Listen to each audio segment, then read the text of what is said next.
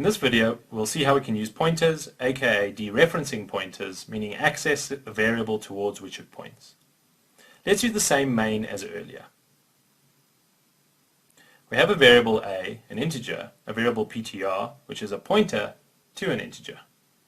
I've given the variable a value of 3, and ptr equals to a's address. Now, if I want to see the value of the variable pointed by ptr, for that, you'll see it's pretty simple. You just have to write star ptr. Here's a mnemotechnic way to remember this. Ptr is a pointer to int, to an integer. So star ptr is an integer, as simple as this. If you memorize this, you'll have less problems with pointers. So here, I'm going to use a function called ft_putnbr, which allows me to display numbers. What does it take as parameters? It takes an integer. So here, if I hadn't used an integer, there'd be an error message during compilation.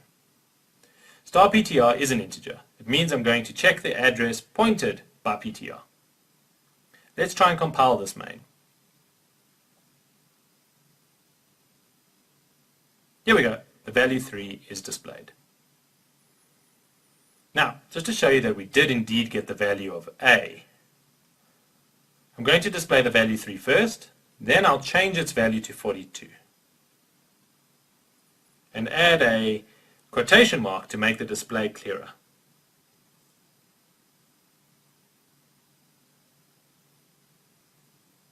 And on the next line, I'll redisplay the value of star ptr. And you'll see, so I've modified a, whoops, something's gone wrong. Sorry, we needed inverted commas here. See, inverted commas and quotation marks are not the same thing. Inverted commas are the character's value, and we'll see quotation marks later on. Sorry again. Here we go.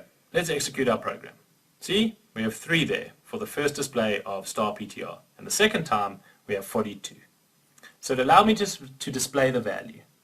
But I could also change the value directly. For example, if I do star ptr equals 42 and set a to be displayed by my function, compiling again, see, it's the same thing. So basically, by writing star ptr here, what happens? First action, so ptr is an address. Star ptr, I'm checking what's at this address. And now, at this address, where I'm at, I'm giving it the value 42. Pretty simple so far. So now let's make things a little bit harder.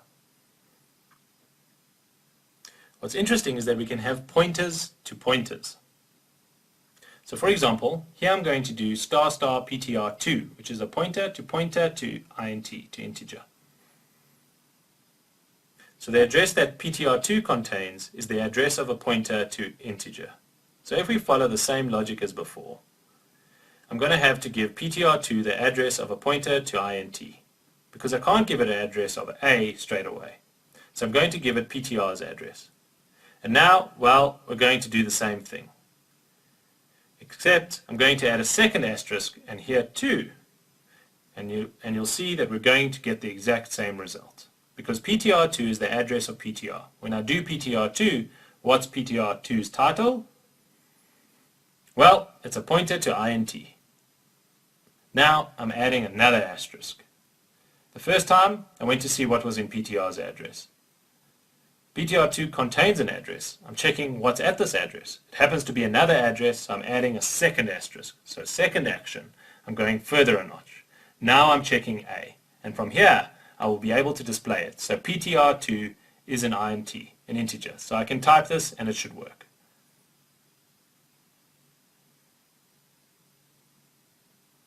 It worked! And just for fun, I'm going to show you a main I prepared just for this. We can do this infinitely. See, we have ptr, ptr2, ptr3, etc. Pointer to pointer to pointer. ptr is a pointer to int, an integer. It points to a. ptr2 is pointer to int, etc. You see at the end, I'm going to display A's value, but going through PTR 7. Pointer to pointer. You get it. Loads of pointers. But I'll still be able to display the value of A. Let's check if it worked.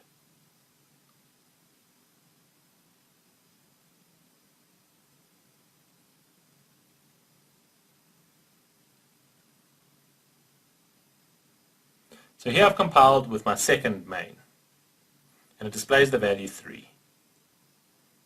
So from PTR 7 going through many pointers, I was able to display A's value. So now you know how to dereference pointers. In the next video, we'll cover pointer arithmetic.